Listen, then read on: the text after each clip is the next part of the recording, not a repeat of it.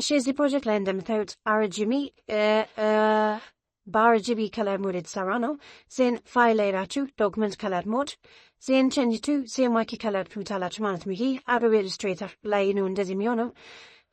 ወደ CMYK ከለር ሞድ እስከሚቀየር ትንሽ ትታገሱታላችሁ ማለት ነው።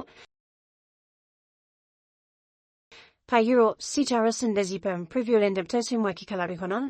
ዜን ሙሉ ለሙሉ ከለሩ ግን CMYK ከለር አልያዘም ማለት ነው። ስለዚህ ሴሌክት ኦል ታደርጉትና ፕሮጀክታችሁን ሩን ኦብጀክቱ ሴሌክት ታደርጉና እንደገና ኤዲት ላይ ትገባላችሁ ማለት ነው።